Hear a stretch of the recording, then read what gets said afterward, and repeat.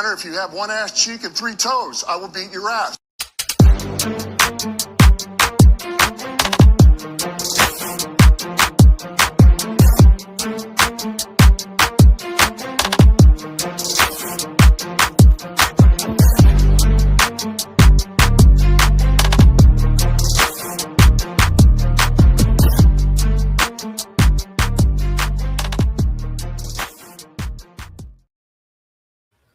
What up, what up, what up? This is the One Ass Cheek and 3 Toes. My fellas here, Mr. BA, Mr. Jay Weezy. Fellas, how you doing?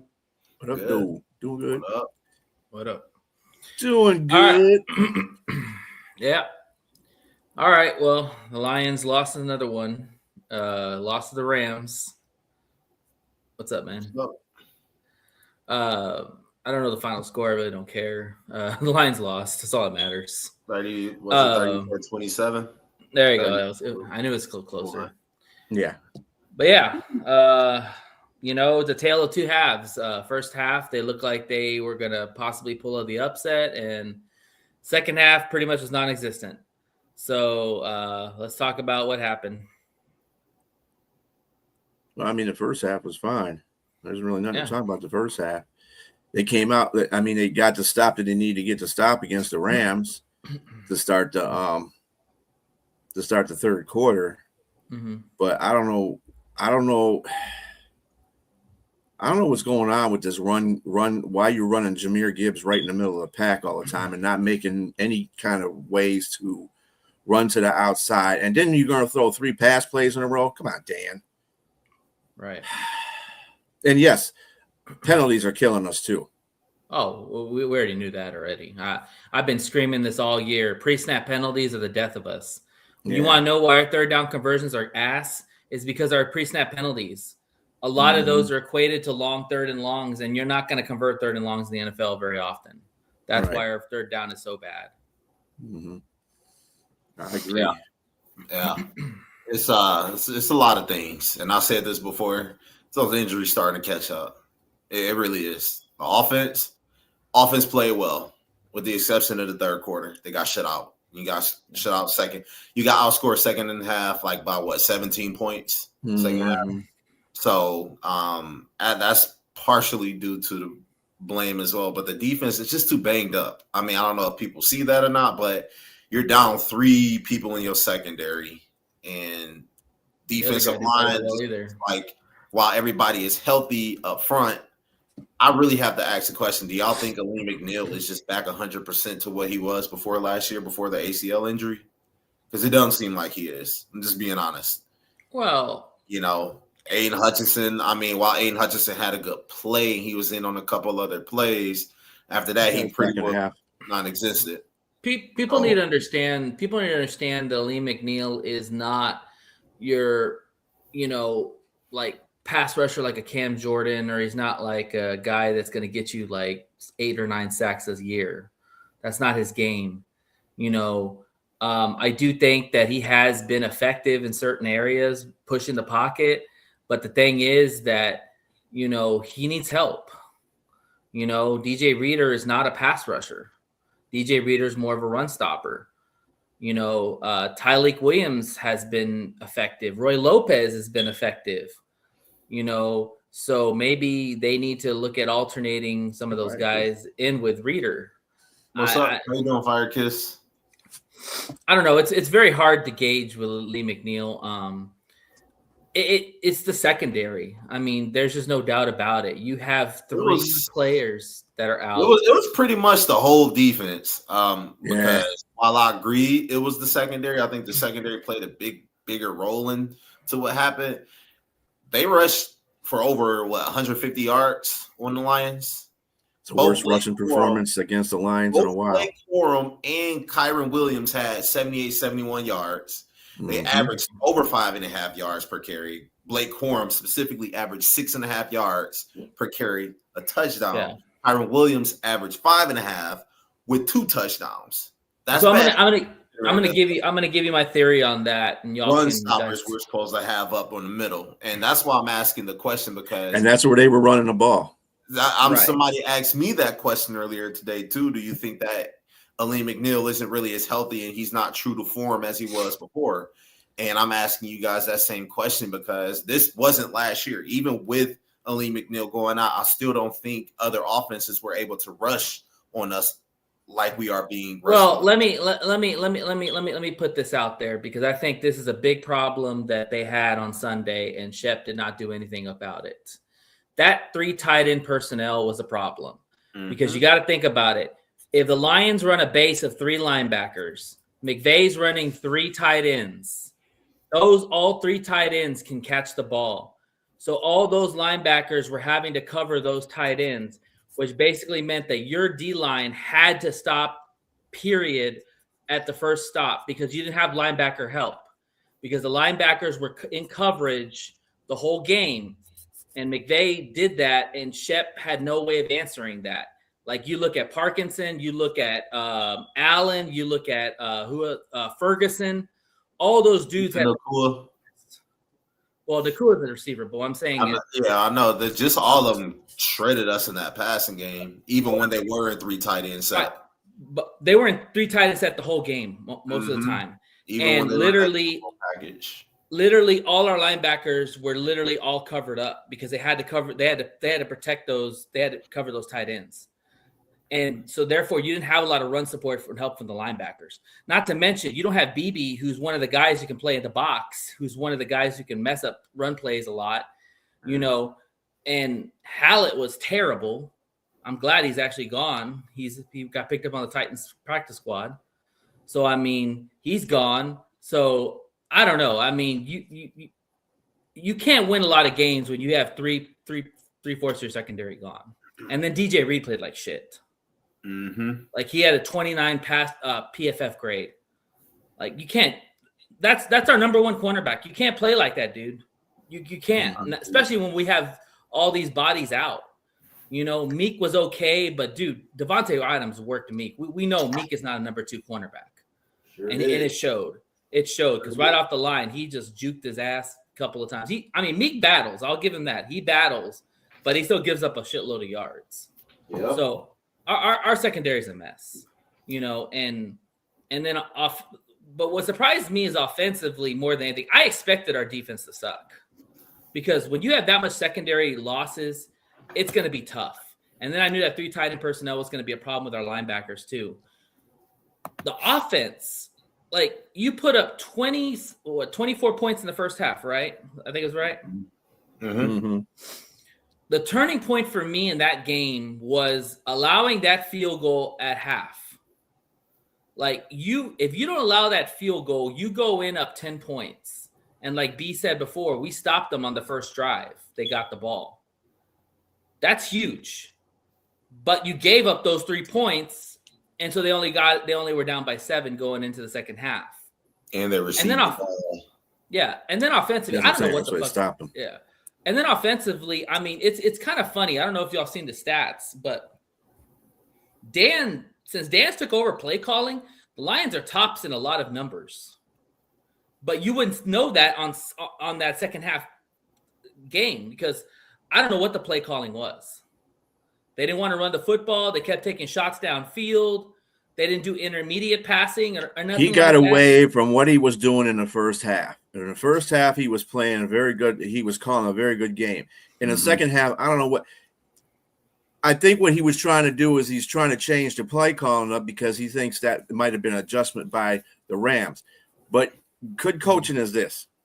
You don't change up anything until you absolutely have to change it up. If they change something during halftime, and you're noticing it while you're running what you ran in the first half, that's when you make the change. You don't make the change automatically because you think they're going to make a change or an adjustment. You just keep playing until they stop it. To speak to that, he had an interview today. I listened to his interview earlier this morning. It was around like 8 o'clock Eastern time. He had an interview. He went onto the radio, and they asked him what changed coming out of halftime. The Rams scored. Did you think that you had to score on every possession? He said in a game like that, he wanted to score every way possible, possibly that he could. So he felt like he had to take more shots, passing, going tit for tat with the Rams. And I think the Lions can do it. I just think that it wasn't beneficial to us that game specifically because our secondary is so beat up that you're going up against a team like the Rams who are just as good, maybe better than you at passing, and they're going up against a bunch of second and third string people in the secondary, and that was something that was really critical for the Lions in that moment, that when they needed to pick up fourth downs, the Rams were 2 for 2 or 3 for 3 when it came to fourth downs. They had one drive where they had 2 for 2 on fourth down. They literally were going for it on fourth down, and they would pass the ball. They wouldn't run the ball. They'd pass the ball because they knew they can take advantage. Yeah, they knew who was covering them. They're not dumb. So that was big. And that doesn't surprise me either if he says that, because that makes sense of why he was taking a lot more shots and again not using the intermediate passing. He was definitely trying to, like with the JMO shot. Like I thought that was a good call. JMO, that's a tough catch. JMO's gonna hit the ground. It's a 50-50 if you're gonna catch that ball. But you could easily have checked it down and all that. That explains why Dan's maybe trying to be a little more aggressive, because he did have a lead and maybe he's trying to put the foot on the neck a little bit. I think for me it's very simple. Damn, do we miss Sam Laporta? Hell yeah. Okay. Because Sam Laporta cleaned up a lot of areas. He helped in the run game. He helped in the intermediate passing. We don't have a tight end that they trust in the intermediate passing. Let's just be honest. I disagree with that. We were losing games with Laporta anyway. So, I mean, that has nothing to do with the whole thing. You just got to find a tight end out there that's going to do their job. But we don't have one. And that's what I'm trying to say. They do have some. They do have two of them. Who? They have two. Zystra. Okay. And how many catches does Zystra have in the game? And Fish. Firsker didn't even have a catch. That's not his fault. That's play calling. Maybe they don't trust the tight ends they have. If you are not calling plays to throw to tight ends, then that's your damn fault as a play caller. First of all. Second of all, the defense wasn't too bad. They were bad, but they weren't too bad because the Rams were only 2 for 9 on third downs. What about fourth downs? Those were critical. Well, we were 2 for 2 on fourth downs too, and they were 3 for 3. They just got one more fourth down than we did. But we were 5 for 14 on third downs. Mm-hmm. That's horrible. That's horrible. That's under 50%, obviously. But yeah, and we both punted. They both gave. The defense made them punt 3 times. So I'll have to say, was good. I have to agree with Nate on do we miss Sam Laporta? Why? Because not only was Sam Laporta just a good catching tight end, but he was second best blocking tight end in the league as well. There was only one tight end that was better than him in the blocking category, and that was George Kittle. The second was Sam Laporta. So that takes away an extra blocker that the Lions have whenever they. He's also another target for Goff on a check down option. I'm even speaking beyond that, though. That's another blocker that you're down when you want to run a jumbo package as well. There aren't many tight ends that can do the same job that Sam Laporta can. That's 2 third down. Well, that's 1 third down target away from Jared Goff, Sam Laporta, obviously. But I think perception is something that you. I think perception is something that you have to understand. Last year, Sam Laporta had a down year because they weren't throwing to him then either, and they were 15-2, and the offense was at the top of the league. It does. This is what I'm saying. The tight end situation does not. Better in line too. What? Regardless of the fact, that has nothing to do with it. They still weren't throwing to him. He still was open. I think the blocking Versher is a very good. Versher is a very good blocking tight end too. Mm-hmm. In fact, that's why he's more of a blocking tight end than he is a pass player. I'm not. He's pretty good at doing that. I'm more concerned about the receiving. With Zylstra can catch the ball too, but you have to call plays to utilize your tight ends. If you're not, this is why you have a 5 and 14. This is why you're 5 and 14 on third downs, because instead of trying, again, Dan changing play calls up for no reason at all. Quit throwing. You don't need to keep. You're ahead at that point. Play for a head. And this is another reason why. Time of possession. We had it for 26-25. The Rams had it for 33-35. No. That's the reason why we lost too, because we were not keeping possession. Don't care if the run game's not working, that's fine. But throw across to the tight ends, short routes to Amon, whatever you have to do to eat up some time on the clock, and they weren't doing that in the second half. The thing I is, agree, and I think that they are starting to use Gibbs, and I think teams are starting to get hip to what they're doing with Gibbs. No, they now. already have. Because Like, it's everybody's been a trying to take couple of away games Gibbs. where he hasn't been really effective at all. One being the Rams and the Eagles, but beyond that, I really think this is a theory now. I can't say that this is fact. This is just a theory, but I really think that these Gibbs starting off the game is starting to get like those Scooble starts. That if you can shut down Jahmyr Gibbs, that the Lions are they're going to start scrambling, and they're going to be a little bit out of order. They're going to be out of whack, and a lot of teams are taking advantage of that. They just are, because the Lions ran it 2 times in a row, and then they passed it to Jahmyr Gibbs. That was like a wasted drive right there, where you could have opened up your offense a little bit more, distributed a little bit more, become less predictable. But no, you want to go to the same person 3 times in a row and turn the ball over? Just didn't make sense. And here's the other issue too. Play calling. In that first half, Brown and Williams were doing good. They were getting good routes. They were getting open yards. Shula did something in the second half to shut kind of those guys down. Maybe he put safety help. I don't know. I didn't see the whole play, but who else is going to step up? That's the problem. Like, nobody else is stepping up if you take away those 2 guys. Like, that's why I say Laporta is huge, because when you have a healthy Laporta and you take away Brown and Williams, you still got Laporta. Mm-hmm. So you take Laporta out of this equation. I mean, who's going to step up? I mean, Leaf caught 1 ball, I think, in the. Again, well, you still got to go. You still have to utilize everybody. Yeah, I mean, that's play calling again. Yeah. If you're trying to force the ball, if you're making Goff force the ball to St. Brown and Williams all the time, of course that's going to get shut down. Sometime, if you have a good enough defensive coordinator, you have to find other people. And Gibbs isn't running well. Monty was running really good.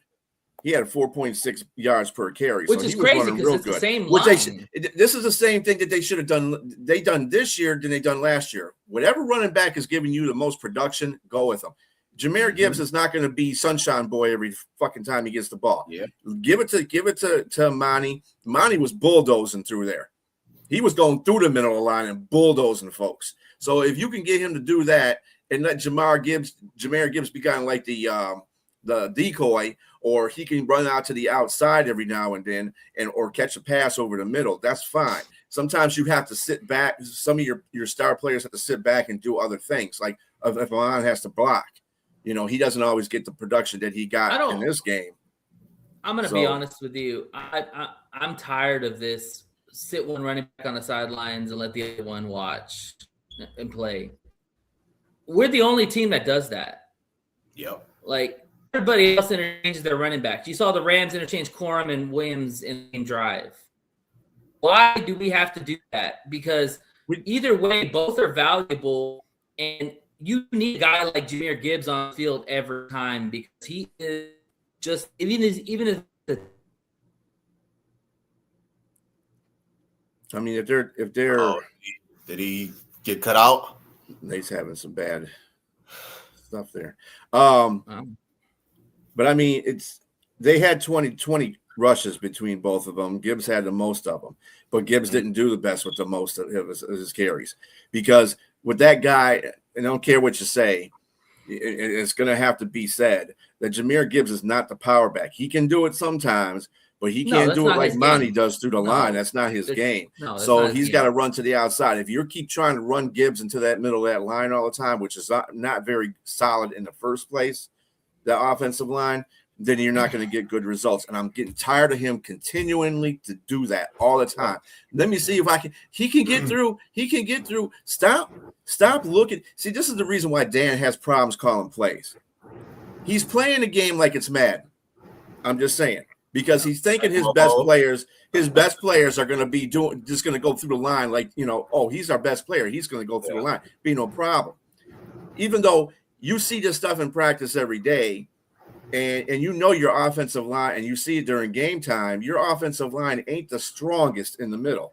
Stop running that guy in the middle. run Monty. Monty can handle the damage. But see, more that's than that's the problem you're seeing is the creativity that Dan lacks right now. Let's be honest; he's only been a play caller for what, less than 10 games. If you count, play caller a little longer than that. Okay, fine, 15 games, whatever. It's not enough. Okay, I wanna give him credit for the times we didn't have Ben Johnson too. And after he fired Anthony Lynn, he took over play calling until they promoted. Yeah, but he's a very green play caller is what I'm trying to say. Like right. this is very new to him, and he's getting schooled by good teams, by good defensive coordinators. Literally, Fangio, Shula, Spagnuolo, and you know what? Flores. I think, and this is a problem. This is a problem that could be seen. He has an ego problem, kind of like his little going for it on fourth down bullshit he does once in a while, where he thinks I'm going to go for every fourth down. I don't care where they're at on the field. Come on, dude. Be in the game. Be in the game. Know what you're playing. Know what the game that you're playing. Like we should have beat Philadelphia. I'm sorry, we should have beat them. You want to know too many bad mistakes. This showed me one thing about this team, that while this team is good, they're just inconsistent. They're just a good team. They're not great. They're not elite. Right. They're just a good team. Yeah, and they're riddled with injuries, so they're asking backups to play starter roles. Hey, you want to know? They're just not that good. That's a part of the game. I can't even use the injury. I get what you're saying, Jay. That is a part of the game, but you look at some of the best teams out there that are in the playoff run right now, and they're very healthy. Some are. Okay, but what I'm saying is a lot of these teams are healthy. The Lions just, for whatever reasons, get the shit in the stick every year on the injuries. Last year, our season got derailed because of injuries. This year, some are. I would say that last year was a lot worse than this year. I'm pretty sure you all could agree with that because we had like 20 people on IR. Well, I mean, by the numbers that was, but by the significance of the players, we didn't lose both safeties. Hell no. Shit. That's a significant big part of that secondary. We lost three of our defensive linemen, Hutch, McNeil, and Onzarike. We lost Barnes. We lost freaking Carlton Davis toward the end of the year. We lost a lot of good people. We lost Rodrigo. Anybody heard from Rodrigo recently? Because I sure haven't. But it's been a lot of people that went down last year. Now, while Kirby Joseph and Brian Branch were injured, or Anceloni was injured for a couple of weeks, I mean, we literally was decimated on the defensive line. Davenport gone. I don't know if he's still playing or not. But I mean, you could pull TJ. Lions had a lot of injuries. They're key positions on both sides for the last 2 years. And I agree with that, Robbie. No team is healthy. I can't name any teams that's 100% healthy. What I'm saying, I made this point the last time. I made this point the last time in the last game that we had. Now we're finding out the defensive line isn't all that great anyway. Yep. Hutch is the only guy, because if you lost that many players and you still were 15-2 and you were dependent on your back end to help out, Branch and Kirby are the guys that are making a difference in the defense. Yeah, that's why one's an all-pro. The other one was playing at a high level. And then Arnold was playing most of the year. Yeah, Carlton missed some time. Who gives a damn about Carlton? Carlton wasn't crap anyway. I mean, and DJ you want to know something? Like Carlton Davis played much better than played. Yeah, Amik. Yeah, you're right. And Amik was playing off his top two last year. So I mean, with that said, that the secondary was pretty much stable. It was the defensive line that wasn't stable, but we were still winning games and we were still 5-2. Anything that came, we weren't dependent on our defense enough in the first place to win games. We were dependent on offense. That's why we lost that playoff game, because the offense failed, not because the defense failed. We knew what the defense was all about. Yeah, the offense. Yeah, they didn't show up. The offense failed, and if the offense would have been fine, no turnovers would have happened, and we, and the offensive and the defensive coordinator already had got jobs with other teams, which is another thing the NFL needs to change. That shit. Y'all got to do that after your playoff run.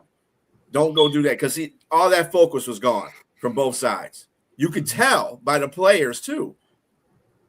Whatever the coach, those coordinators do, it's the same factor with the head coach. The head coach, motivates the team. Team will be in there. But the offensive and the defensive coordinators are the ones that work closer with the team. So they have to be, they feed off that. And if they're taking jobs and they're like, they don't give a crap no more, then that's how it's going to be portrayed to the rest of the team. And the rest of the team ain't going to play like crap. And that's exactly what happened in that game. I don't make excuses, but that's what it is. That's just being human. That's just being human. That's all that is. Let me turn the page for a sec on that. So, early on, I think, we gave Shep his flowers that the defense was playing at a high level. And maybe it could have been some competition. Maybe it could have been just whatever it is. I mean, how do you feel about Shep going forward? Do you feel like he...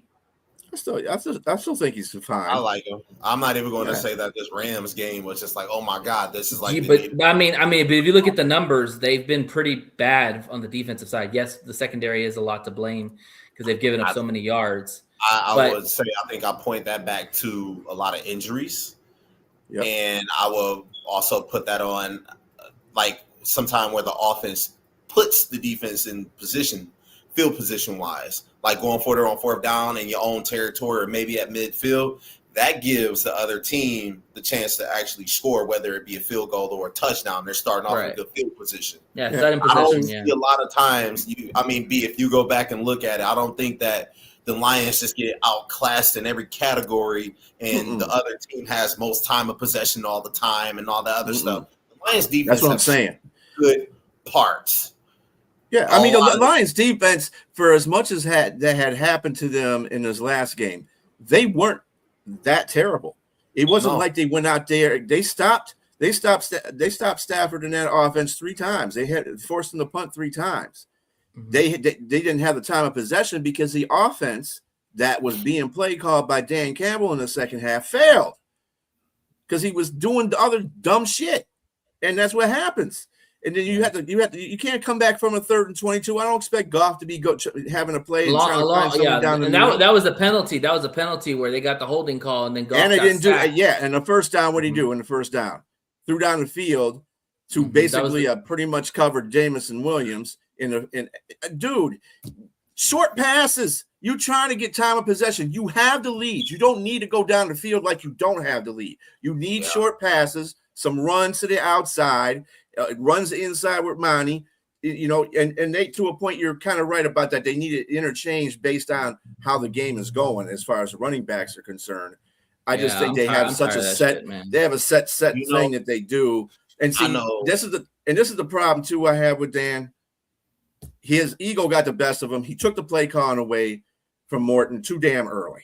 I think Morton. Hey, we had a win streak when Morton was there.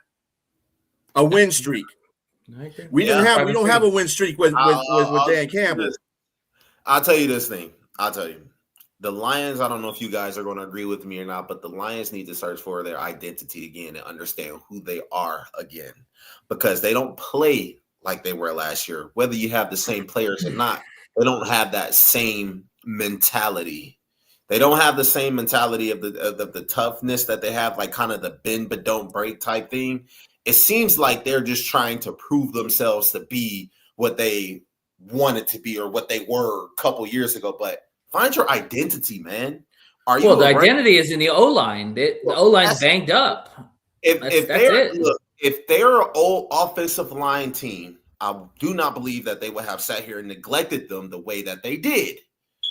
Jay, they didn't neglect them. They have injuries. It happens. Neglected them. You want to know why I say they neglected them, Nate? Because right now, with everything that's happening with the Frank Ragnow situation, with the Taylor Decker situation, with Graham, everything that has happened now, there have been multiple times chances that they could have upgraded even more, but they did not. Why did they say they did? They drafted 3 players. Look, drafting is not for the now. Drafting is for the future, for the now. I'm talking about for the now, meaning you let a guy in Kevin Zeitler walk away. 2, you also had a chance to go out and trade for some people. I don't want to hear there weren't anybody you could have traded for because there were. Well, you still haven't given me any names. I've been asking for names. Give me some names that you wanted to trade for. There could have been multiple trades that you went out and you could have made, but you didn't. Why? Because I remember Brad Holmes, both and Dan Campbell getting on the radio saying, we're good. You understand what I'm saying? I don't have a list of people out there that because they drafted the players they believe in. That's what the Lions do. That's the offense. That's the Detroit Lions front office job to go out there. Listen, man. You have got to get this. You have got to get this to your head. But the Lions will not draft free agents big time. They are draft and development. Do you know what that means? That's why we're in the position that we're in now, because you want to be about the future. Hey, we still got a winning record. I'm not saying the world's falling like some people are. We still got a winning record. We still got stuff ahead of us. I know you're not, but what I'm saying to you is that from going from 12-5 to 15-2 to now we being at 8-6 now, that is going to be that's a fall off right there. Well, yeah, but you saw that happening with all the changes we had in the offseason. I'm talking about coordinators. Fall off to you or fighting for a playoff spot now. A lot of people expected the Lions to come in and be at least between 2 and 5 when it comes to playoff seeding. Jay, did you expect the Bears to be the number 1 in the division? Did I expect the Bears to be the number 1 in the division? Yes. I said that the Bears could have made an impact. Remember, I said you expect that, and you said, no, we got to see how Ben Johnson do. Okay, fine. Okay, the Packers. Right. Okay, so we expected the division to be very tough, and it is. Because the Packers are good, the Bears are good, the Vikings have shown some life. At some point, they were going to catch up with us. We weren't running away with it like some other teams were for years. It was going to catch up because you had young quarterbacks. Why, though? Because I remember because they got young quarterbacks. When Ben Johnson first got to the Chicago Bears, what was the first thing he did? Tell me what was the first thing he did. Yeah, but their line was ass. Our line was not ass. You said what? Their line was ass. They had to go out and make changes. And you know what? They're going to handcuff themselves because all that money they paid on that line and all those trades, those guys are going to cost them in the future to where the Lions have young players on rookie contracts. They're winning now. They're not worried about next year or the year after. They're worried about winning now. Hence the reason why they're going out kicking teams' asses, right? Okay, and if they don't do shit in the playoffs, they're no different. Hold on. They picked up 3 offensive linemen. Dahlman, they got dude from they got guy from Kansas City. You got the guy from Atlanta. They got Jonah Jackson. Yeah. They went out there and got 3 different offensive linemen. All trades. And I'll tell you something. What was the biggest swing I've ever seen from any quarterback getting sacked the most? 65 times. So how many times have Caleb Williams been sacked this season? Isn't it like in the 20s? You understand what I'm saying? So that's 45 Caleb can escape the pocket. That's 45 less times than what they were last year. Like I said, the Lions could have definitely made moves to get people in the offseason. I think that they were banking on a little bit more happening than, what really happened. Like Frank Ragnow retiring. I refuse to believe, and I will go to my grave with this, that he just up and retired one day and said, I don't want to be here anymore. And knowing that he trained and he kept it a secret for weeks, that's how he had that grade 3 hamstring injury. I'm pretty sure he's been in contact with the team for a very long time, and it's been on his mind to retire. And they knew, they just thought that they were. And they made plans after they found out. Remember, he retired after the draft. I still look. So they didn't know he was going to be. I don't think a rookie center would have been the answer. I think Graham Glasgow would have been better than a rookie center. That's my opinion. But what I'm telling you is, Well, hold on. Because the Eagles draft all their fucking O-line guys. Listen, they didn't go out and try them in a trade. The Eagles. Listen, I don't care about the Eagles. You bring them up all the time, so I'm giving you facts. I'm talking about the Detroit Lions, who are currently sitting at 8-6 right now. Talking about the Lions. The Lions had multiple chances. Listen, understand me very well. The Lions had multiple times to make their offensive line better, and that's one of our biggest spots that we are very weak in right now. I can't sit here and tell you that rookies are going to be the end-all, be-all into making a Super Bowl push, because it doesn't happen that way. I can't name a franchise, including the Eagles, including the Chiefs, where that happens. It just don't happen. Well, the Eagles drafted all their O-line guys, and they won the Super Bowl. So no, they didn't draft all of them. Mekhi Becton. Okay, Becton, but Jurgens, Lane Johnson. They got him from – and those guys are hurt now too, though. But what I'm saying is that they built their line through the draft, no different than what we're doing. We knew this was going to be a problem. You kept saying it at the beginning of the season, B. the line is going to dictate what's going to happen with the Lions. Absolutely. And sure enough, that's what it is. Absolutely. But we can't have a crystal ball and predict that they're going to get injured. Yeah, but I mean that Frank Ragnow, like I said, just because we found out at a later time than what the Lions did, that don't mean that Frank Ragnow wasn't in communication with them like they portray it to be that way. I refuse to believe that. Kevin Zeitler, I'm pretty sure we all would rather have Kevin Zeitler than what we have right now at guard. I'm pretty sure we all would. I mean, I think we still have problems because we still have problems at center. We still have problems in one of the guards. But yes, he would have maybe helped out at one position. No, signing Zeigler would have been fuck Ragnow at this point, okay? Because he was the one that decided he wanted to retire, okay? Fine. Mm-hmm. They still had Zeigler out there to sign. Yes, Zeigler, I know he wanted to go home to Tennessee and see his family, blah, blah, blah. But that's what they make planes, trains, and automobiles for, okay? So you can go visit him. Pay him a good-ass contract. Have him stay on here for a year and then help so you can help the young bucks. That's where the Lions dropped the ball. I don't care about Frank Ragnow. That was going to probably indefinitely happen anyway. That's fair. Glasgow and either because Frazier was on an injured reserve, so he couldn't play, during the regular season. He didn't have any training class. But Mahogany and what's his face could have been switching spots. Whoever's going to play that position a little bit better would be fine. And maybe they could even had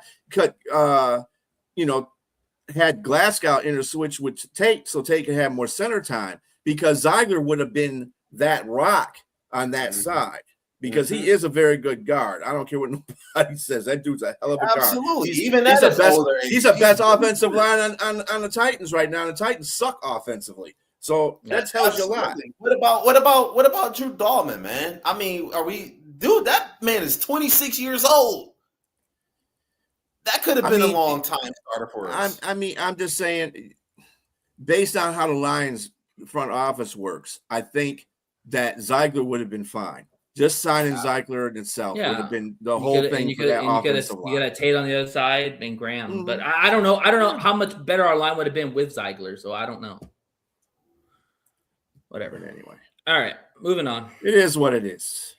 Just got to get better next time. That's all. Yeah. We're here. All right. Not there. We're here. Right. What's up, Liz? Liz. All right. Go ahead, B. Give us the power rankings. Oh, shit. Oh, yeah. Yes. Good old power rankings. What's up, Liz?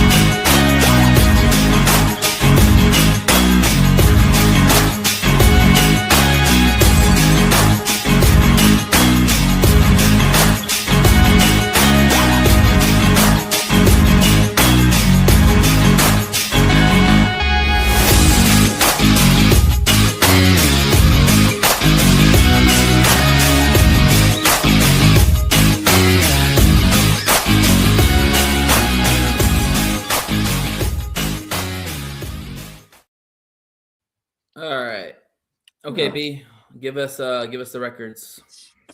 All right.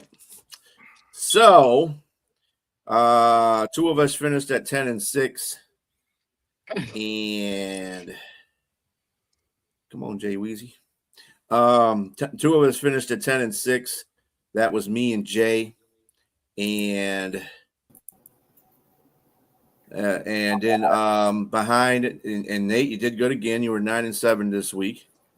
So what was that record? Good. We were both 10-6, Jay, me and you. And Liz was 8-8.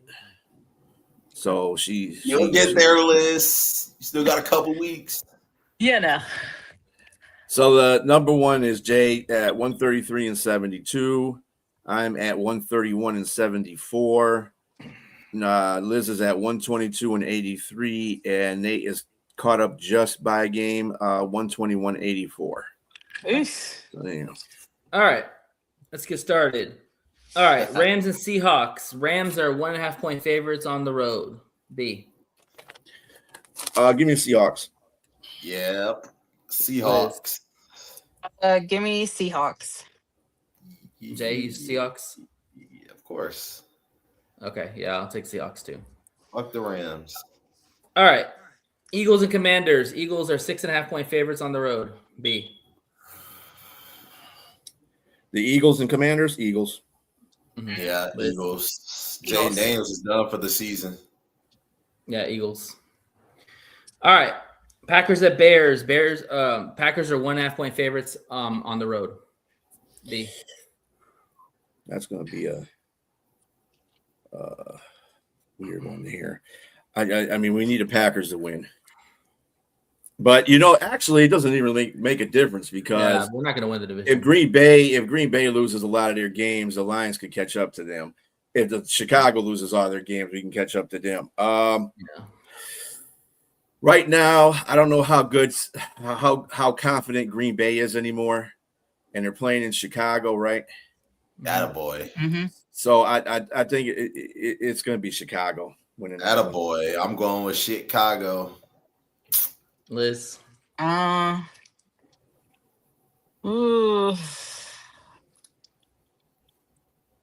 like the Packers? Just take the Packers.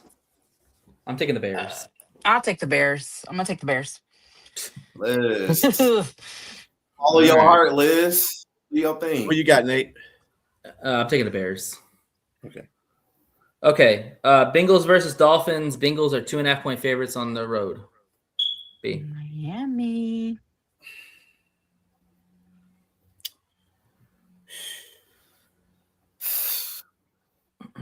It's another game that's hard to gauge because of the fact that Joe Burrow's playing piss poor. Mm-hmm. He's playing so bad. You know who to take. Yeah, and the Dolphins just lost to freaking Pittsburgh. Yeah. So I don't have no confidence in their team either. I'm gonna go with the home team because I can't decide either way. Okay. Mhm. Liz. I'm gonna go with Miami. Jay. Give me the Bengals, man. They about to bench Tua. Dolphins about to bench Tua. Yeah, give me the Bengals. All right. Bills versus Browns. Bills are 10 point favorite on the road. B. Bills versus Browns, really? We're gonna take the Bills on that one. All right. Liz. Bills. Jay. Sign me up for the Bills, B. Yeah, Bills. All right. Bucks and Panthers. Bucks are 3 point favorites on the road. B.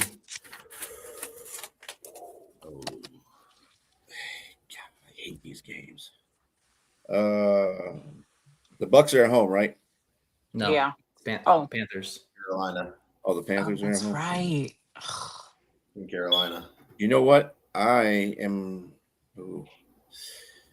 God, I hate these divisional games, especially the NFC South, because they all suck. They do. They all. This is for the division too. Yeah, I know, but damn. I'm gonna have. I'm gonna go with the Panthers at home. Fuck it. Liz. I'm gonna go Tampa. Jay. I gotta go with the Panthers, man. Yeah, I'm going Panthers. All right. Chargers versus Cowboys. Cowboys are 1.5 point favorites at home. Cowboys. I'm going Chargers. Okay. Same. Chargers. Mm-hmm. Chargers. You going Cowboys. All right. Chiefs and Titans. Chiefs are 3.5 point favorites. Chiefs at Titans. Mm-hmm.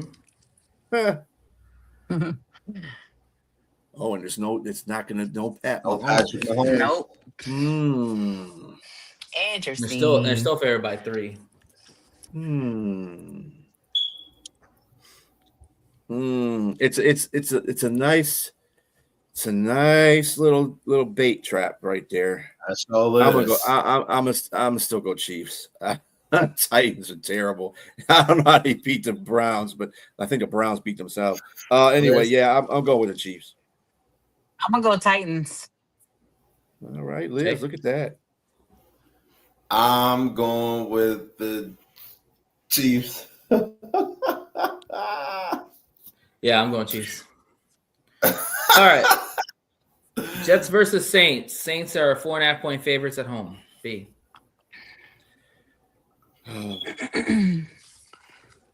This is one of those games. This is called the broken windshield game. I would have to say the Saints are at home too. Yeah. Mm-hmm. You know who to pick. As much as I want to pick for AG, I can't. I gotta go with the Saints. Nation. Yeah, man. Gotta go with the Saints. Interesting. Liz? Give me who that nation. Saints. Saints. Yes. All right. Vikings versus Giants. Giants are 3 point favorites on the road.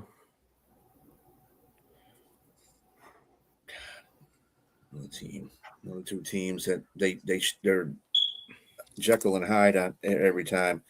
Vikings are on the road, right? Mm-hmm. Mm-hmm. I'm gonna go with the Giants. I don't trust the Vikings. Okay. I don't trust the Vikings. They get beat. They get their ass kicked one game, and the next game they beat somebody else's ass. I don't understand that team. Liz? And they played and they won that shutout at home. They lost the shutout away. Okay. Freak. I'll go Giants. It's at home. Jay? Take it. Give me the Vikes. Yeah, I'm going to go Vikings. Give me the Queens. All right. Falcons versus Cardinals. Falcons are 2.5 point favorites on the road. Ooh, God, what do they got? All the crappy games of the week out here? Literally. Jesus Christ. It's already week 16. There's only a handful of Couple good more, teams. yeah. That is a rat. Yeah, now there A is. lot of these teams have already been eliminated. I'm gonna go Falcons. I hate Falcons. the Cardinals now. They piss me off. Liz? Falcons. I'm gonna go Falcons. I'm going to go Cardinals. All right. Jaguars versus Broncos. Broncos are 3 point favorites at home. Oh, I'm definitely going with the Broncos. Okay. Jags Liz? ain't winning that game. Broncos. Yeah. Broncos. Yeah, Broncos. All right. Patriots versus Ravens. Ravens are 3 point favorites at home. B.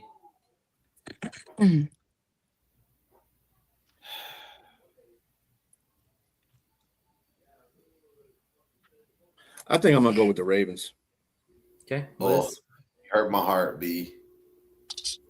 Ravens. Go with the Patriots. I don't know. What you got, Nick? Fuck it. Ravens. Ravens. All right. All right. Colts, 49ers versus Colts. 49ers are 6 point favorites at on the road. B. I ain't picking the Colts. 49ers. Niners. I'm going Colts. 40 Winers. Going with Old Man Rivers, huh? Oh man, Yep. Rivers. Monday Night Football. All right. The Texans versus Raiders. Texans are 14.5 point favorites at home. Texans. Houston. Texans. Yeah. Houston. Horns up. All right. And then Steelers and Lions. Lions are 7 point favorites at home. Give me the Lions. Oh, it's in the 3-1-3. Oh, shit. Yep. Yeah. Last home game of the year. Yep. Last home game of the season, actually. You got the Lions, Jay? Right? Huh. Oh, yeah. Who you got, Liz? You got to go with the Lions. They ain't that bad, Liz. They ain't that She don't bad. got to do that. She can go whatever she wants. Hey, Liz, do me one favor. I'm Believe gonna in go us. Steelers. Go Oh, my heart. I mean, Aaron Rodgers has been a pain in the ass against us, so That's not not really Aaron that Rodgers big. of yesterday. Well, he might be better this time because he doesn't have his daddy out there right now. Hey, he still got a Oh, bum my gosh. wrist. Remember that. He still Exactly. got a bum wrist. It looked pretty good last night. All right. All right. All right. That wraps up the Hey, picks. Liz. Hasta luego, Yes. boys. Let's move on. Hey, Liz. All right. Can she hear me? No, she can't hear me. No, she'll go back. She gone now. I wanted to. right. Y'all didn't wish her happy belated. Where is? Oh, We gotta wait 5 minutes because I told him to be out here at 7:55. okay. That's fine. So we'll All just, right, well, let's we'll just talk- go up into it. Yeah, let's talk about Steelers and Lions. Basically, the game that's going to be Steelers trying to get the division, and the Lions are fighting to get in the playoffs. Mm-hmm. Hey, I have a question. Can you guys hear me? Yes. Okay, because I'm over here skipping for some odd reason, but it's all good. Yeah, you are delayed on our side too. Just to let you know. All right, let's talk can hear about you, what though. has. Let's talk about what has to be done to get a victory against the Steelers. Start with DB. Score more points than the Steelers. Smart ass. Hey, yes. This is going to be an offensive game right here, man. Steelers are trash. I didn't see anything that jumped off the screen to me yesterday. Steelers are. I'm he's sorry, so bad. Robbie. I mean, he's I'm sorry, Robbie, but I do not think that the Steelers are a really good team. The Lions really just have to play an offensive game, and they got to fire on all cylinders, though. because they don't have TJ Watt. Yeah, they got to find a way to get pressure on fucking Aaron Rodgers. Anyone? They don't have Darius Slay because they traded him or they let him go. Anyone impressed with DK Metcalf this year? Because I'm not. He's had his moments. Well, he'll be a problem against our secondary because we have no yeah, secondary. Meek. Yeah, if Meek's on. I can only name you Reed. one. You know what? I lie. I'm sorry. I can only name you two people in that Miami Dolphins secondary, and that's Minkah Fitzpatrick and Ifeatu Melifonwu. And Minkah Fitzpatrick is the only one that's like a star. Other than that, I cannot name you one person on that Miami Dolphins. Oh, they got Rashad. They got Rashawn. Rasul Douglas. Rasul Douglas. Yeah. Mm-hmm. But I'll say Hey, he this. won Player of the Week 2 weeks ago. Yeah. He made an interception too, and they have Asante Samuel. Or no, that's the Steelers. I'll tell you this: like if you watch that Rams game, Reed and Meek struggled with big receivers, and DK Metcalf is that kind of receiver. You know, like he can definitely spread the field. I'm sorry, Rodgers taking more shots downfield. That's why I say it's paramount that you have to sack Rodgers, because if you don't pressure Rodgers, he can still sling it. And you know he wants to beat up on the Lions, man. He hates. I'm sorry. I'm sorry. I'm not. I'm just being honest, and I'm saying this with all due respect to the Steelers. They're not a good team. I'm just gonna be honest with you. They're not a good team. I'm sure Robbie will come in and defend that. I'm sure he will. I will tell you this, that if you watch that game against the Dolphins, yes, it was against the Dolphins defense, but let's be honest, our defense is not that good either. At least right now, in certain areas, at least the secondary is. That's a fair assessment. Okay, that's fair, Robbie. Trash. Okay, I'll take it back. They're not trash. They're just inconsistent. They use 3 tight ends too: Washington, Jonnu Smith, and Freiermuth.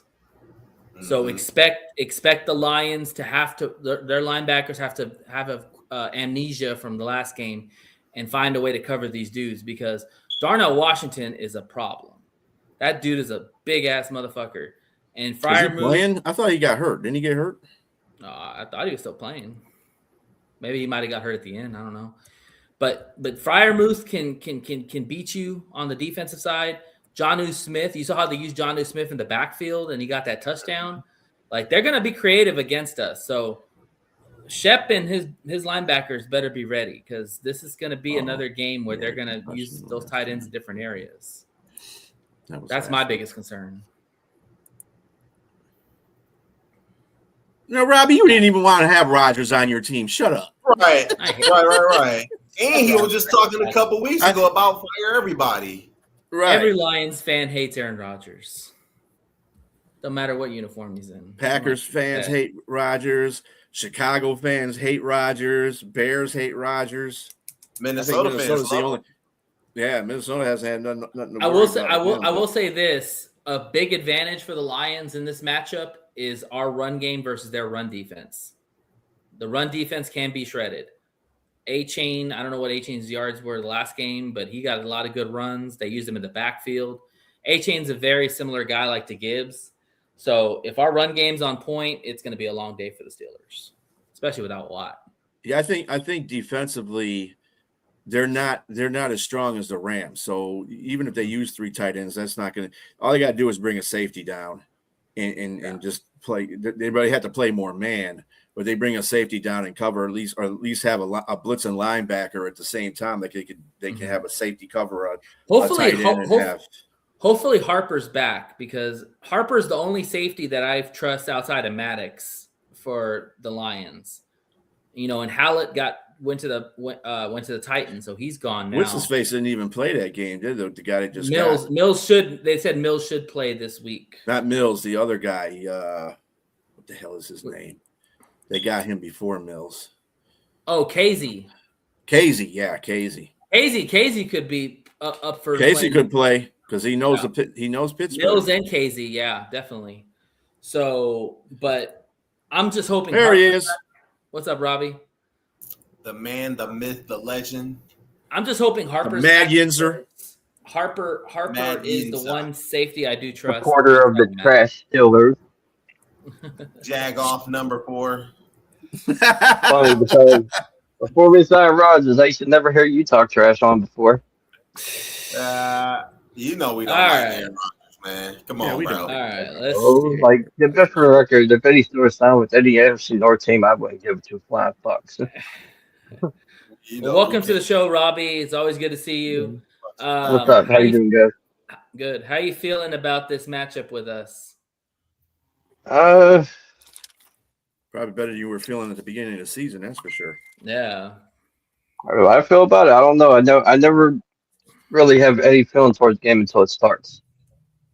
Okay. Well, I mean, when you saw for the this, viewers, when you saw Robbie, this- defend your team. when I saw you this, were at the beginning you of know the what? season, But actually, let's see. Before the Compared to season, I really had no any anticipation towards this game. Yeah, you weren't even on the Steelers bandwagon, really, Robbie. You were kind of on the fence for Bandwagon. the whole offseason. Well, Anyway, you weren't on their fan base, feeling very confident for this team. no, I'm allowed to be hypocritical on my team.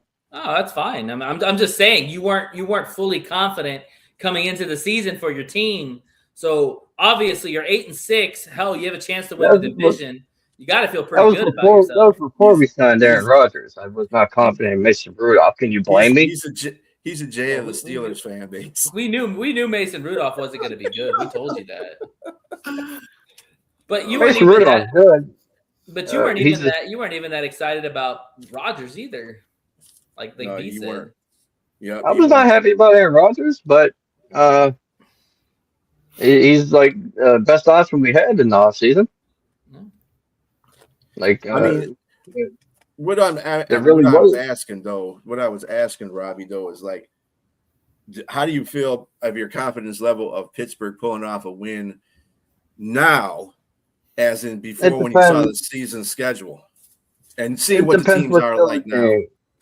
It depends what Steelers team shows up, because the Steelers been inconsistent all year. You don't know if the defense is going to show up or not every week. It's like they could be very bad one week, good the next week. Hell, the Lions are the same way. I mean, yeah, we haven't lost back-to-back games, but we haven't won back-to-back games. The Lions defense is lacking, but the offense is still fucking doing good.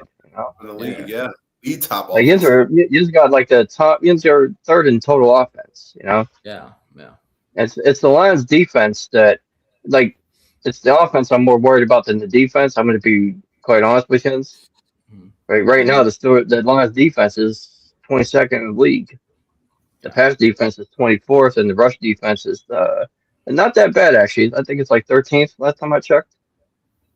But but the offense is offense is what you got to worry about when you play Detroit. It all starts with Jahmyr Gibbs. Yeah. He is the anchor of that offense. You got to stop him. You got to stop Amon St. Brown. Plus, they got another weapon in JMO. And so they're down a man at the tight end position, but Fisker, I'm not going to overlook him either. He's pretty solid. Mm-hmm. Yeah, And the thing about Detroit, Yins will have more wins if it wasn't for Dan Campbell. Yeah, I think, Like, I think we were talking about before you came on that the big matchup for the Lions against y'all is our run game versus y'all's run defense. Like that's where the Lions have to really have a lot of success is running the ball down y'all's throats. Because if we can do that, that's going to open up the pass and play action for us to throw the ball downfield to Goff. To throw to Williams or to throw to Amara or Leaf or Tesla. what worries me about the Steelers defense is I'm not really worried about the run defense because we're pretty good. We stopped A-Chain last night.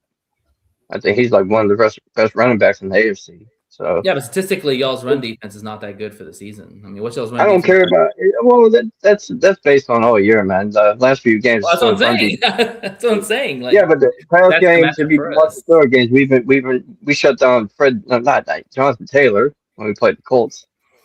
And he was leading rushers. Shut down Don Shaler. I'll give you that. Very. It's like I said, you never know what you don't know what thing Steelers too. defense Both of those is gonna times. throw up. Another thing is both those times you shut down good running backs. You're at home. This is away. Mhm. You have problems away. I think that's the inconsistency. That's the splits. That's the splits he's talking about. Yeah. Yeah. And We also shut too. Derrick Henry down last week. We shut Derrick Henry down in Baltimore. Also another thing too, Robbie. Is We did too. Yeah. Also in too, Baltimore. Robbie. Oh yeah. Also, yeah, but too, Baltimore Robbie, is like our second home. Also too, Robbie, when Gibbs has a bad game, he usually comes up the next game and kicks ass. He does. Every week is different. Every week is different. Yeah, I get it. I feel like it's like that up down. If that was the case, Steelers should just forfeit and just give y'all the win. You know, the game has to be played. Yeah. What she's saying, those Steelers. She picked them. So okay, Robbie. I'm shocked she picked. Is that Liz? I'm shocked she picked the Steelers. Yeah, me too. Robbie, we were talking about DK Metcalf. Give us your thoughts on DK Metcalf for the season so far. Not quite earning his money right now. Like right now, for the money he's making, he should have more than 800 yards receiving. I agree with you on that. Mm-hmm. Oh, we lost Jay. But then again, that could be like scheme wise of him not like. Well, we don't have a number 2 wide receiver. That was really hurting us in the beginning of the year. Now that they added MVS and Thielen, which is a little bit better, but not too much. He caught a touchdown. Well, Thielen should be fine. I thought Thielen was a very good addition, to tell you the truth, because you really didn't have a true number 2, and Thielen could be your true number 2. You don't really have a true number 2. So, and I think that's going to open the offense up a lot more because people have to respect Thielen. We had a true number 2, but we traded him to Dallas. Well, I'm talking about what you have now. That was a bad move. Well, that's your organization. I understand that happens because our organization's been doing it for decades. So, what about cry me a river, Robbie? Talk about your tight ends, Robbie. Talk about your tight ends. I wasn't crying about not having a number 2. No. I'm just saying. I've heard it all before from different teams. Oh, we didn't. I find it funny that before the season, everybody was picking the Steelers to only get 5 wins. You know, so we're at 8. So. Yeah, that's good. Like Dan Orlovsky, he can shut the fuck up now. I think I did pick you guys to win the division, if I'm not so mistaken. I got to go back. I know Nate picked the Bengals, and how did they do, Nate? Well, I didn't expect fucking Burrow to get hurt early in the season, Robbie. Even if he played, he weren't winning. I don't know, man. Burrow. That garbage ass defense. No, well, the defense actually hasn't been too bad. It's just that fucking Burrow, man. When Burrow goes out, they don't really have another option. Thank you. I had to get that shit. Talk about your tight ends, Robbie, because I think that's going to be the biggest matchup for us. Is covering your tight ends Freiermuth, Washington, Jonnu Smith. Talk about those guys. Well, it depends. Yinzer, no Kirby Joseph for Yinz, huh? He's out. He's out. Both Oh, are Oh man, it safety. depends. Every game is different. You don't know if they're gonna use Pat Freiermuth enough. Lon John who up in the back. That was new last night. Lining him Yeah, up I as a know. running back. That was a wrinkle that I was like, man, I bet they do that against the Lions. Yeah, like I see that the Steelers are opening the offense a lot more now, which is a positive thing. Mhm. Let's see if they can keep that going.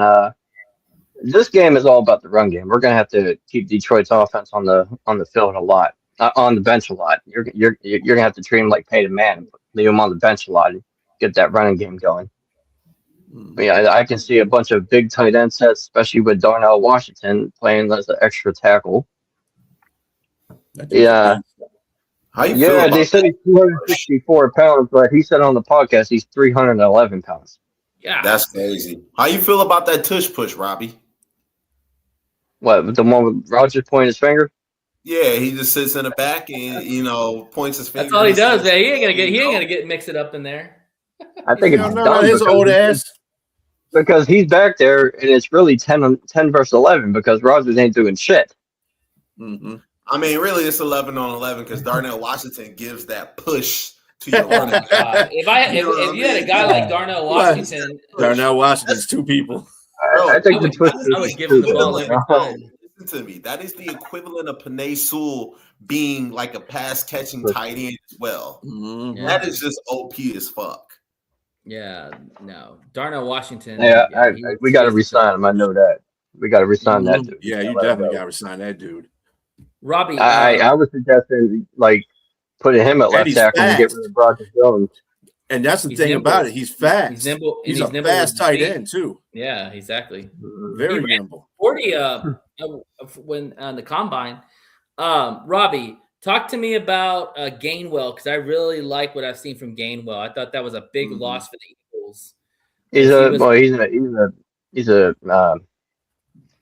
pretty much an all around back. He's like what I would call a scat back. He can receive, run. He can line up his wide receiver, run routes. Mhm. He was I think obviously I think he should be the starting running back over Warren. I said that from like week 2. Yeah, we paid him a Warren's good amount of money. good. Warren's good, but he's not he can only do like certain things. Like Gainwell can play receiver, running back. He's a scat back, what I would call him, scat back. Mm-hmm. He's I have a hard question runner. for you really quick, man. And I know this probably is going to upset you a little bit, but I really am asking this out of curiosity. Now, if you were to lose to the Lions on Sunday, does that mean you guys are out of the playoffs? No. No, because the Ravens. Okay. You guys got They're a one-game in the lead year. over the Ravens right now. Plus they beat But them. they we're play one at the end. game. They play at the end of the year. You see who the Ravens are playing? I'm hoping they lose the next 2 games. So say they lose the next 2 games and we lose this game and win out, we get the division. Right. Even And though we that played the Ravens last game of the season, but Ravens still got to play the Patriots. Packers. They got to go to Green Bay. I have a question. but they got no Micah. Yeah. They got no How Micah concerned now. are you with possibly losing Mike Tomlin at the end of the year? I think he's going to come back for 1 more year. Think so? Okay. I see that. Yeah. So Steelers ain't going to let him walk. I thought you were going to go on one of your tirades there, Rob. Hey, Mike Tomlin, no. If you bring up Terry Austin, I'll probably go on a tirade. Robbie, I think that's a good question Jay asked because I was thinking about this earlier. You're going to see a lot of coaches probably keep their job because the fact is that there's not a lot of big names out there that have a lot of experience that teams are going to take a chance on. The only one I can think is Mike McCarthy. If he wants to come back and coach again, he would probably be one of the top candidates for a head coaching job.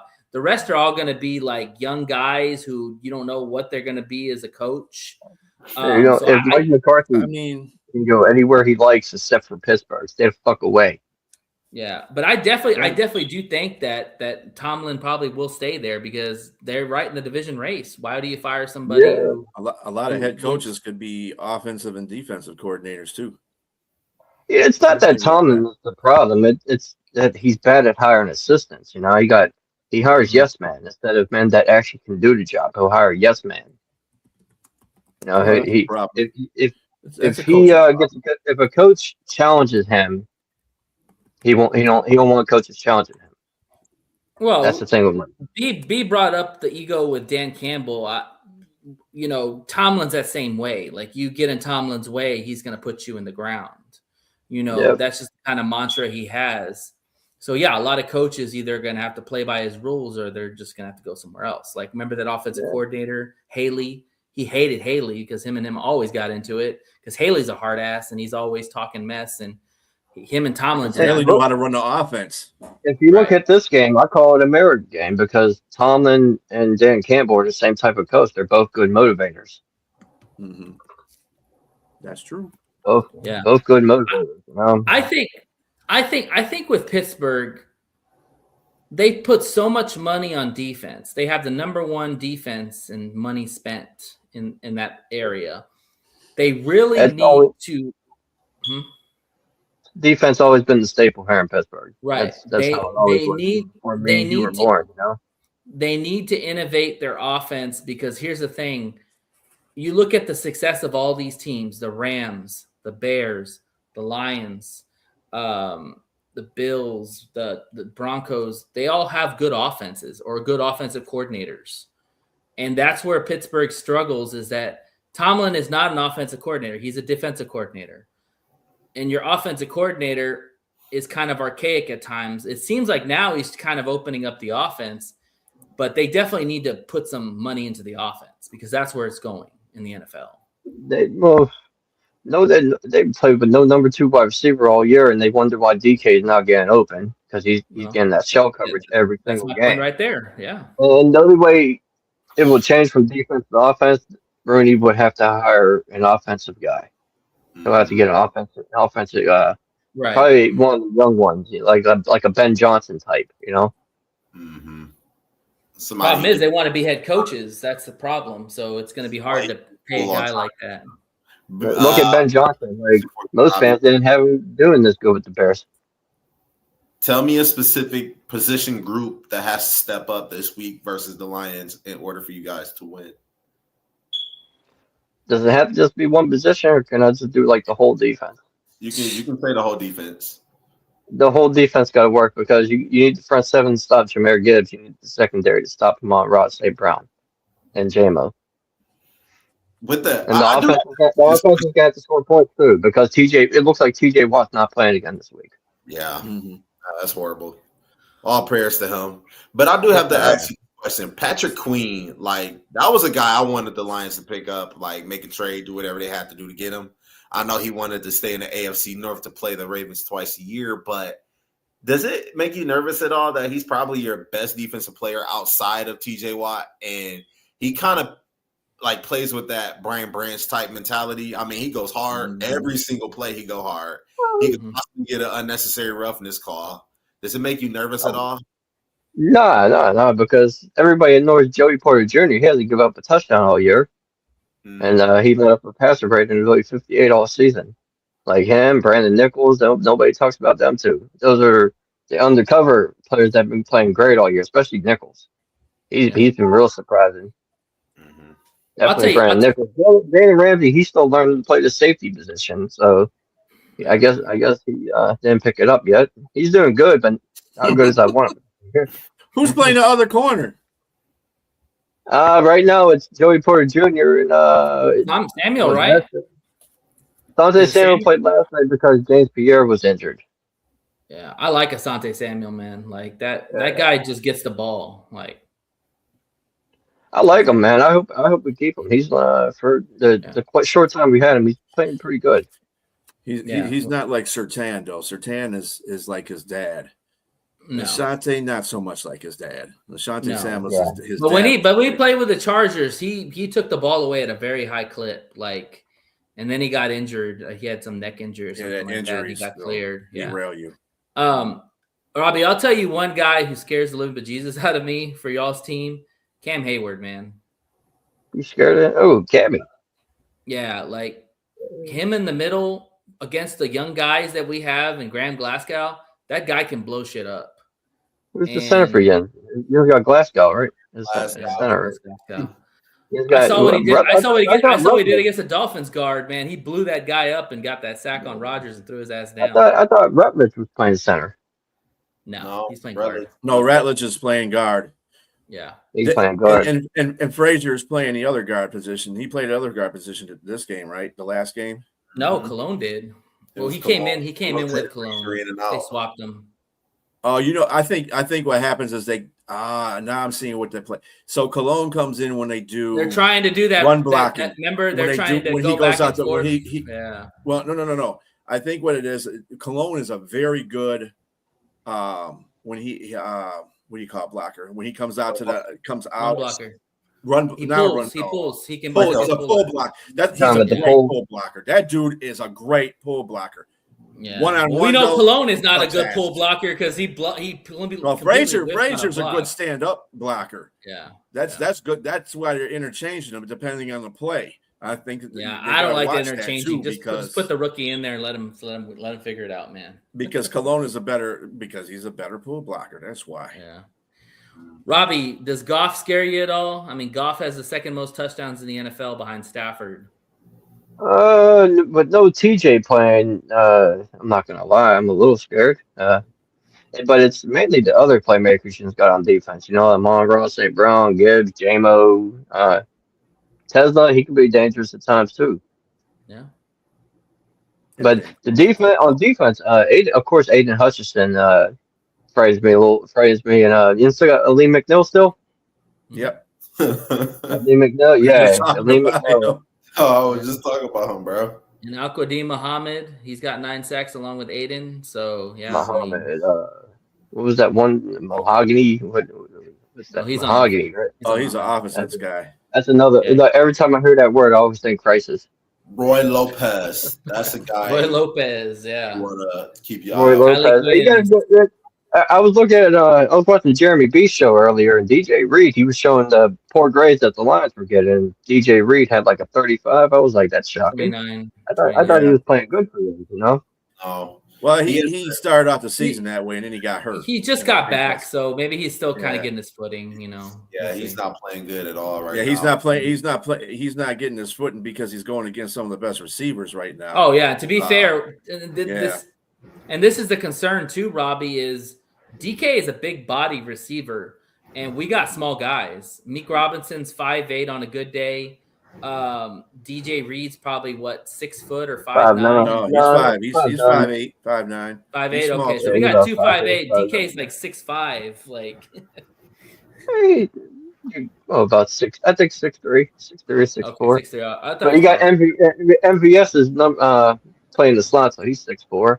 Hopefully, Meek Robertson is He's 6'4". I think Thielen's 6'3". Mm-hmm. Fryer moves like 6'4", 6'3". I mean, that doesn't really make a difference to me because I used to play corner. I wasn't a very tall corner either. It's all about your skill set too. What? You can be a small corner. The average height for a cornerback is 5'10". What? You play corner? Yeah. But the thing is, B. I played safety in high school. But the thing is, B, when it comes to cornerback, when you're smaller, it's leverage. It's also about not holding. Like the Lions still have a problem of holding their receivers, like even the linebackers, and it's so frustrating because it's killing us. Mm-hmm. Like literally, like dude, stop grabbing the fucking receiver. Like what's going on? He injured. Who? Yeah, he's out for the year. He's out for the year. Arnold's out for the season, bro. He just had surgery on the shoulder. Yeah, dude, we're out our 2 safeties and our cornerback. The tallest corner we have probably is, in my opinion, is one of the best turner. No, Roxon is 5'11", but Nick Whiteside is 6'1". They need to get that motherfucker in there. He needs. He was a scratch. He was a healthy scratch. He didn't even play. I don't understand that. Mollet didn't even play either.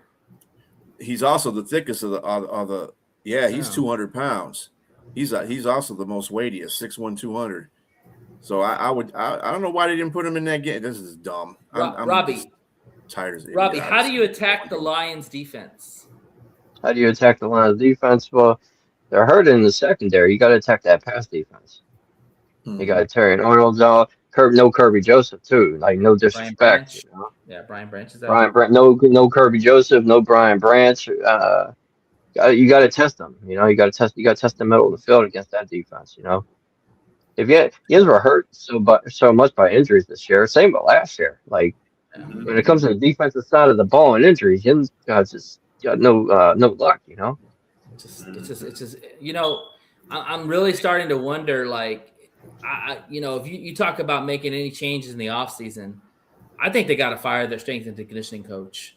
This is the second year in a row where we've had a huge rash of injuries, and I'm not saying all things are similar, but something's got to change because I know there's other teams that have better health than we do. You got Kelvin Shepard as the DC now, right? Yeah. Mm-hmm. Yeah, I seen. I think the last game I watched on TV, I think that was against whoever he just played before the Rams. Dallas. That game. Mm-hmm. Dallas and Shepard had that D line going crazy. Yeah. Mm-hmm. Yeah, like you said, Robbie, you guys are inconsistent. We're inconsistent. Like we haven't won really back-to-back games. We haven't lost back-to-back games. We've literally won one, lost one, won one, lost one, won one, lost one. You know, yeah, Lions haven't won a back-to-back games since September. Yeah. Then Yinzer 14-1 after a loss. Say that again. After a loss, Yeah. Yinzer 14-1 after a loss. Mm. But you know what? You know what's funny? You know what's funny is like the Vikings and Packers game. Anytime you have a division game, it's always can go 50-50. It doesn't matter. You throw the records out the book because both teams know each other. They both teams know the tendencies and all that. But the Lions, whenever they won one, they went on the road and lost one. Isn't that crazy? Like they would beat the Browns and they go lose, or they beat Cincinnati and they go lose to the Eagles, or they beat the Commanders and they lose to the Chiefs. You know what I'm saying? It's just crazy how the scheduling was this year, where like the Lions were great last year on the road, didn't lose one, and literally all our losses outside of the Packers and Vikings are all losses on the road. And a lot of them After remaining schedule? John Morton was. Who's got left on your remaining schedule? After this game, Vikings, Bears, and the Bears. Yeah, the Bears. Oh, good. Hopefully, it's gonna beat the Bears. They need their ass. Hopefully, I hate Bear fans right now. I think the Bears are about to get. I think they're going to get a healthy bout of shock going to them for right now. I mean, I picked the Bears against Green Bay because I think Green Bay is going to have to they're going to learn how to adjust without Micah, which is going to be a shock to them because we're going to the Super Bowl. Shut your country ass up.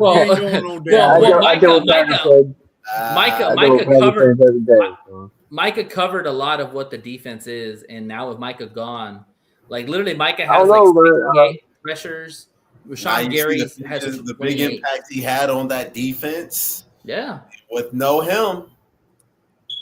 Yeah, you got Rashawn Gary who had 28 pressures all year. In trouble without. Plus, they lost Christian Watson again. I think he's injured again. His shoulder. Play. Yeah, no, I think he's hurt. He ain't playing. Okay. That was the whole big thing. And Green Bay lost their offensive lineman too. They all offseason.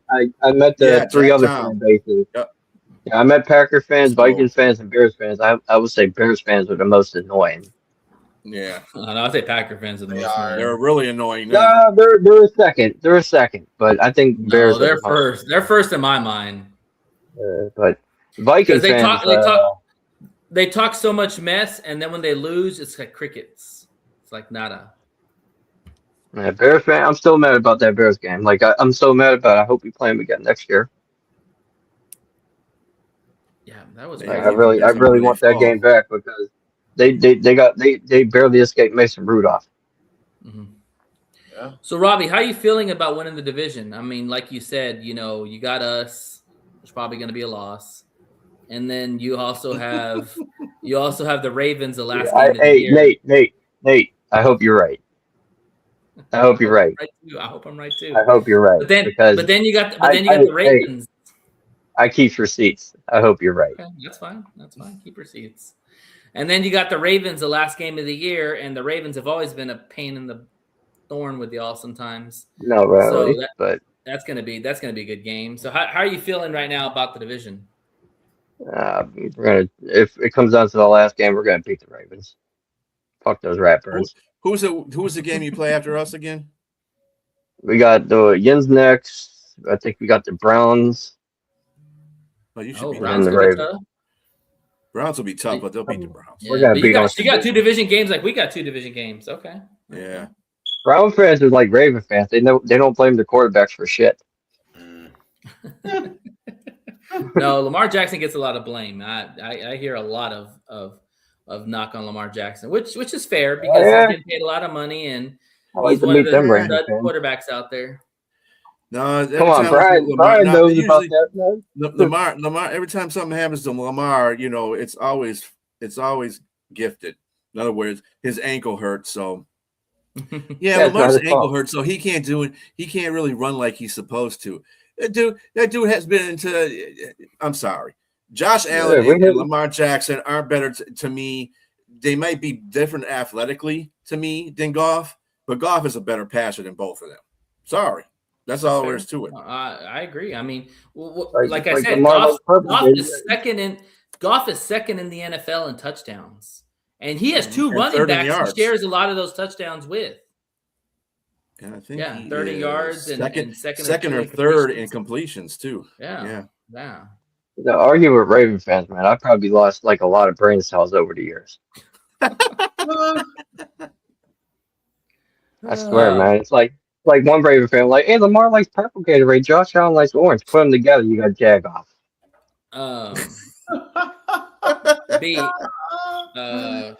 B, do you have the standings right now for the playoffs for the AFC? Yeah, hold on a second. I can bring that up. It's no biggie. Because I'm gonna say, Robbie, like if the playoffs ended today, I want to see who y'all would play. Because right now y'all are leading the division, right? All right. So right now it's Denver, New England, Jacksonville, Pittsburgh all lead their divisions. The wild cards are the Chargers, Buffalo, and Houston. So you would probably be playing. You would be probably playing the Chargers. Ooh. Yeah, Pittsburgh is 4. So the Chargers and Pittsburgh will be playing. Jacksonville and Buffalo will be playing, and Houston and the Patriots will be playing. I'm gonna tell you right now, all those wild cards would probably win that round. I don't see New England beating. I don't think New England's going to beat Houston. Buffalo's going to beat Jacksonville because I don't believe in Jacksonville. Fuck Jacksonville. How do you feel? How do you feel if y'all played the Chargers, Robbie, today? They already beat last time they came to Pittsburgh, they got smoked. Yeah, they already beat them. Well, that's true. That's true. They did beat them. Yeah, they did beat them. Yeah. For some reason, when we go to LA, Steelers don't play good. Who's got the better record right now? The Chargers, right? So you'd have to go on the road. Chargers got the no. If we won a division, no, they got the same rules. You're gonna host. You're gonna host. Even though I think that's stupid. I think the team with the better record should be the home team. It is stupid, man. It makes no sense. I was never a big fan of that. I think whoever got the better record should be the home team. I agree. No matter if they won a division or not. The Lions pushed for that in the offseason. Yeah, but they shut them down. Yeah, because Tomlin's right for that too. He voted for that. I said, what? The Lions made a suggestion? Fuck the Lions. Tomlin and Dan Campbell were the only ones that voted for that. Yeah. In the offseason. Because you got to beat it. That's all there is to it. So I always thought that, like growing up, like I think team with the better record should be home. Yeah. So, Robbie, the elephant in the room with the Steelers has always been they have a winning record in the regular season. They make the playoffs, and then they lose in the first round. Like I'm tired of that winning record shit. I know. If that happens again, what do you think needs to change? The scheme. And like the Steelers play defense like it's 2008, and it don't work anymore. They still play that zone blitzing scheme. It don't work anymore. It's outdated, and that's why he gets a yes man like Terrell Austin to do it. And Tom's never going to change it. So Rooney's never going to fire Tomlin. So that's the problem right there. So the only way Tomlin leaves is we let him walk. The only way it changes is with a new coach. Why doesn't Tomlin call the defense? He calls the defense. He just gets Terry Austin to take the fall for it. That's It's terrible. Tomlin's defense. Like every time I watch the game, he plays the Smart. cover. He plays that Tampa Bay cover 2 scheme, and that's what Tomlin ran in Minnesota. That's what they ran in Tampa Bay when he was the defensive backs coach for John Gruden. Well, we had So, TA for a little bit, and we had a good defense when TA was here. You know. yeah.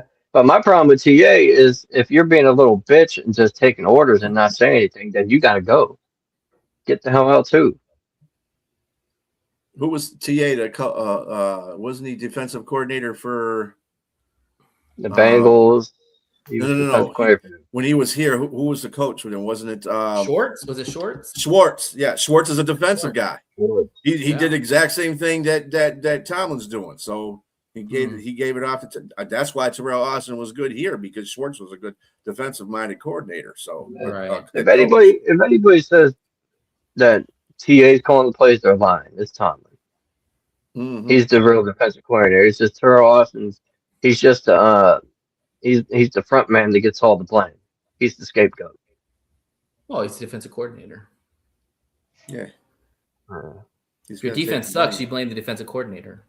Like, come on, we were playing against the Bears. He called a cover 3 against when they were running all streaks. They ran a cover 3 against all streaks.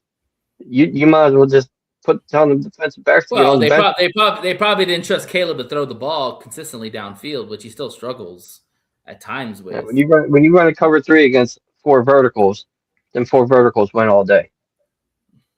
Because the cover 3, it's too spread out for the cover 4 streaks. I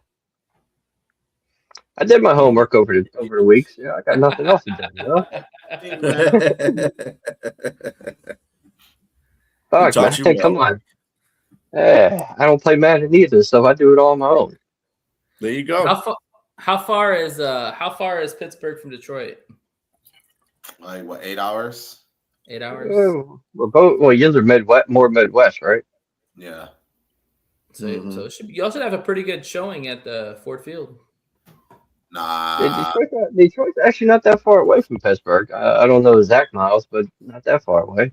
Like maybe 600 miles, 650, something like that. Well, Steelers fans always travel everywhere, and they're always everywhere. You see those yellow towels all the time. It's different when you start talking about like Detroit. I would start kind of comparing Detroit to like Philly, San Francisco, places like that who literally go wherever their team goes.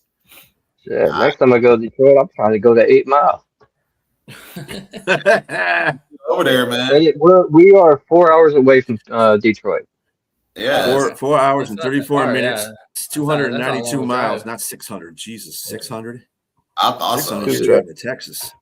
No kick, no I was trash in cans, Detroit. probably if you go to 8 Mile. I was in Detroit one time, and that was for the Super Bowl, but I didn't go.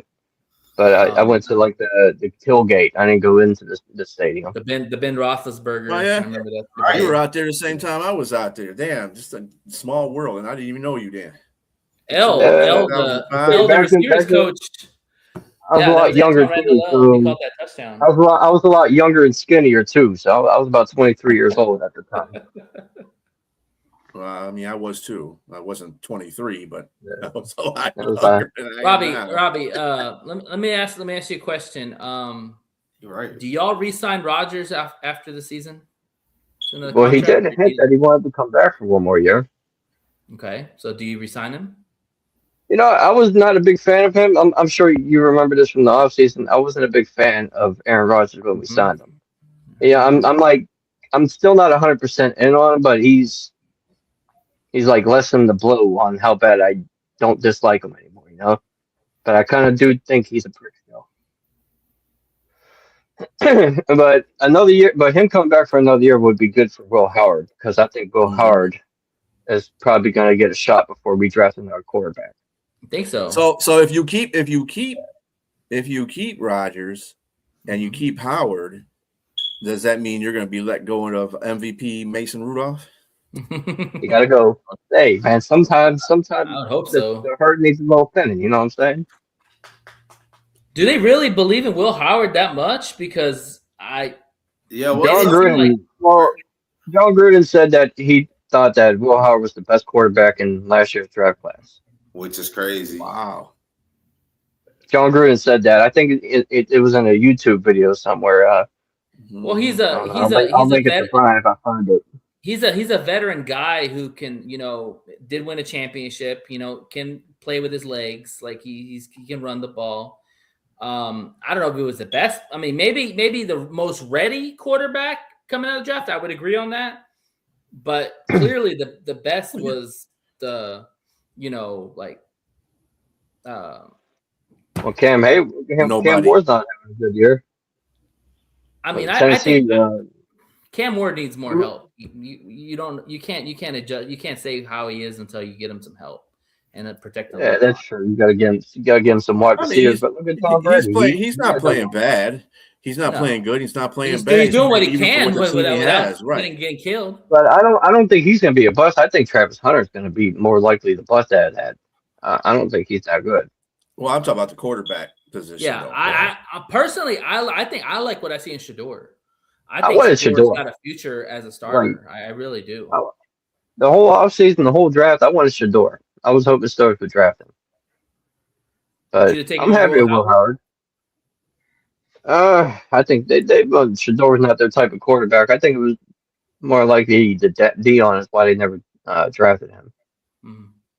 They didn't want all that. It's not because of his attitude. It's because he's arrogant, flashy. I don't think he's all in about football, And plus, he was doing rap concerts the whole draft. Robbie, do Not that it's bad. Mhm. Do y'all have multiple draft picks or first-round draft picks or just one draft pick this year? We might be losing them because Russell Wilson got benched and Justin Fields got benched, so we might be losing those picks. I think those were both conditional third rounds. No, but I'm talking about the first round. Do y'all have multiple first-round picks or I'm not okay. I'll say something. You just got one. Just got one. Just one first. Just one first, 1 second. If Russell Wilson and Fields didn't get benched, we would have 2/3. Mm-hmm. Or maybe like three thirds or 1/3 and a fourth. Yeah, I think Will Howard makes sense right now because if you look at the college quarterbacks that are coming out this year, a lot of the good ones are staying in college. Arch Manning already said he's going to stay. He needs to stay. Yeah. Mm-hmm. Somebody else declared that they were going to stay. A lot of the quarterbacks just going to the portal. Sellers. I think Sellers is staying. Oh, Sellers staying? Okay, yeah. Sellers staying. And that was the quarterback that Steelers were sending the most scouts to was the Sellers game. Yeah, I like Sellers. Like Dante Moore. They sent scouts to South Carolina. That's where he's a Gamecock, right? Yeah. Who? Dante Moore? No, Sellers.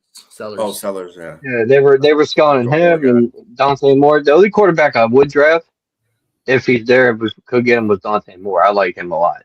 I think he's going to stay in college, Detroit. but it hasn't been announced yet. From Cass Tech. Yeah, I like Dante Moore a lot. He needs another year. He needs another year developing. But they got him coming out. Like they got him projected to come out. Who? Dante I think Moore? it's 50-50. Yeah, I think I've seen a mock. He hasn't announced yet. Dante Moore. I seen something on NFL Network, and they had him in the top 5 quarterbacks for next year's draft. Well, class. there's a lot of teams that could be looking at quarterback. The Browns, y'all, the Rams. A lot of these teams that have older quarterbacks are going to need a young quarterback. Now, in your case, you got Howard. If they like Howard, then I think they will stick with Howard and then kick the can on next year, maybe trying to draft a quarterback. I think they shouldn't give up on Howard because Howard played in a pro-style offense. OSU runs a pro-style offense, so that's fair. They could keep him. I think if you give him a champ, he'll probably be the best Ohio State quarterback coming out since who? I don't remember an Ohio State quarterback that was good. He put the fear in a lot of teams. Oh, hell no. Nah. Haskins was even though God rest his soul, I like Dwayne Haskins. God rest his soul. I think he had some potential, but yeah. He had demons. He had demons he didn't overcome. Just don't let him face any Wolverines because you know how they like to do them. I don't hate Wolverines. I don't. I hate every other team in that division except for Michigan. Stuff there, Jay. It's What'd you say? We're all in the same game. We're on the same game when we're in the NFL. Right. So As long as you ain't Ohio State fans, we're good. I fucking hate Ohio State. I hate them in college. I'll hate them in college, but when they come to the pros, I'll let my hate. I still hate Ohio State. All right, Rob. All right, Robbie, I got a question for you. And this after this season, what is your biggest need to address, whether it's free agency or draft? Number 2 wide receiver. Okay. Wide receiver. And you're right. You had Pic'ems, man. You had Pic'ems there for the taking, literally. I think there was a lot to that they ain't giving off. I think something happened behind closed doors they ain't talking about. He really rubbed Mike Tomlin back. He's doing the same shit in Dallas right now. If you seen him in the last game, he got benched. Yeah. Did you notice against the Vikings he wasn't playing at the beginning of the game? I didn't know that. He wasn't. He didn't. That's because he didn't. Pickens has got to have somebody with him that's either on his same level or higher for him to be playing. I noticed this because when CeeDee Lamb went out of that Lions game for the rest of the game, Pickens was like, I don't know what to do. He doesn't know how to be a number 1 receiver. He can only be a number 2. And when he has to be put in that role, he sucks. But he wants to get paid like a number 1 receiver. Leadership role. Right. You ain't getting paid like a number 1 receiver. That dude he gotta have like a mental illness. He needs to go get that checked out or something. You know what? Maybe eat some edibles before the game. What are they going to do with Roman Wilson, though? They invested a draft pick on Roman Wilson. What's going on with that? They clearly don't like him because they got MVS. Well, I heard he's in the doghouse. They didn't say for what particular reason. He's inactive. I guess he has. I don't know. I guess Arthur Smith don't like him. And Arthur Smith, he got his little buddies. We traded Minka to get Jonnu Smith for him. I didn't like that trade at all. I'm still mad that Minka's gone. I miss Minka. Yeah, I'm kind of hoping don't let him walk and he comes back to Pittsburgh. Yeah. All right, Robbie. Well, we got a couple more minutes here. We're gonna go ahead and get to predictions, game predictions, and bold takes. So we'll start with you. Give us your game prediction and give us your bold take. I don't have no bold take, but I'll give you a prediction. If the Steelers win, it's going to be close. It's going to be a close game if we win. The closer the game is, the more it favors the Steelers. So I'm gonna go a close one, 27-24 Steelers. Okay, give me one bold take, Robbie. It doesn't fucking matter. Just give me something. Bold take? Yeah. Something out of this world. Besides that, the Steelers are going to win because you already. A bold take could be Rodgers runs for an 80-yard touchdown. That's a bold take. Something like that. Come on, man. You can't do that, Madden. He'll probably trip on his own feet. Bold take. Darnell Washington catches the ball and drags the whole line of defense 80 yards for the touchdown. There you go. Shit, I could see that happen. That could be like a Marshawn Lynch play. Yeah, that's really not far-fetched to tell you the truth. You see how big that dude is? Like, I'm scared. The way we miss and the way we tackle sometimes, I could see. I went to training camp and this dude was like, he's got to actually be dragging people though. That's the point. Yeah, he's a house. If they're not tackling him, then he ain't dragging nobody. Oh my God, man! Like you take your toe until you sit next until he walks past you.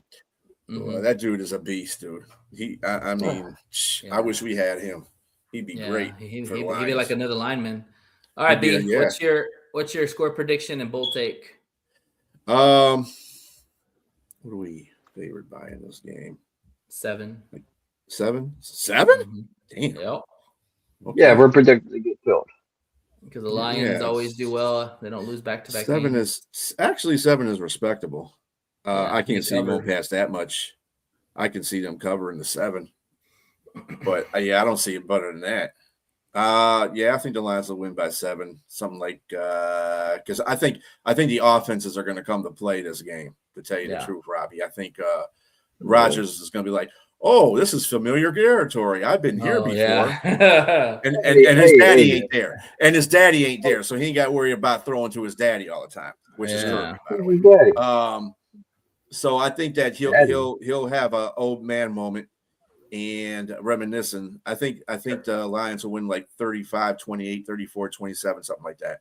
All right, bold take. Yeah, you're giving like Oh. real good, being generous there, huh? Yeah, I'm serious. I think the offenses are going to be, the defenses are just not as good as we want them to be. Bold take. I think that in this game, the defense has a pick six. I'm not telling you who it is because I don't even know.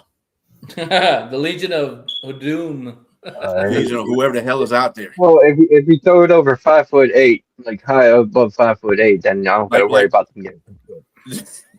Just like Stafford tried it too. There you go. All right. Oh, that was sweet though. That was sweet by Aiden though. That pick six he had, that was sweet. Oh, that was. We didn't talk about that, because we're so pissed off at the loss. But that was a hell of a play. Yeah. Go ahead, Jay. Give me. I thought you were gonna pull it out. Yeah.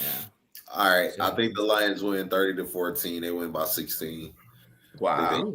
Legends, the Steelers. Yeah. Sorry, I just don't really think the Steelers are all that. Oh, I don't expect you to pick the Steelers. Just don't apologize. But I think the It Lions, wasn't that. It's about how much it was. That's what.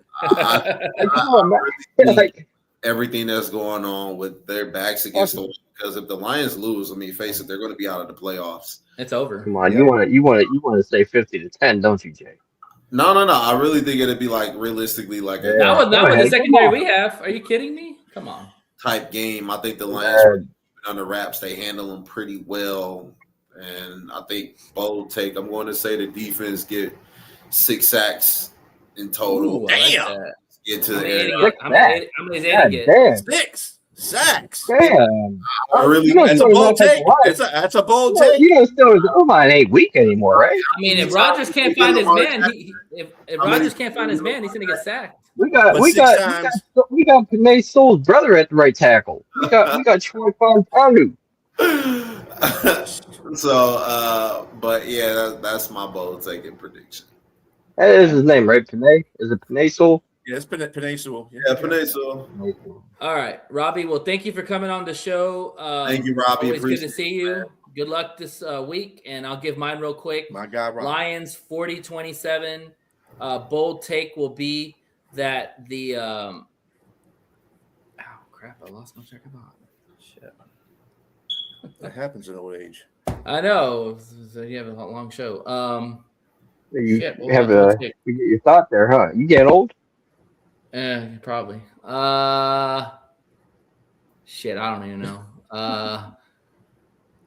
Just good luck on your Dorn. Just good luck on your Packers. That's all I got to say to you, bro. Yeah. Yeah, all right, bold take. Packers, man. Let's just hope they stay healthy because y'all are banged up, bro. Mr. Bad. Bold take is Goff has 4 touchdowns. There you go. 4 touchdowns? Goff? Mm-hmm. It's not Didn't you have 3 against the Rams though? He's had 5. He's had 5 before. God damn. That's definitely. Well, I mean, that's a lot for him because you know how much our running backs like to get touchdowns too. So, fuck it. I'm gonna have a bold take. Kenneth Gainwell, 200 yards rushing. Holy hell, that's a bold take. You said bold. I'm going. That's a bold take. That's a bold take. Not as bold as Jay, 6 sacks. If you ain't first, you're last. I'm just joking. All right, Robbie. Well, take care. Thank you. Appreciate it, Robbie. You guys have a good night. Hey, you too, Robbie. Man. All right, Liz. What's up? I know, right? Hey, you gotta adjust your mic's a little high, microphone or something. Yeah, it's like all gurgly. Yeah, it's a little high. I'm sorry. You're good. I don't know if I thought you had a sound check earlier, woman. What happened? I did. You sound like an alien. Right. Yeah. I'm here to planet. Mr. Roboto. Is this okay? It's okay. A little bit better, but you still sound like Mr. Roboto. Yeah, just go for it.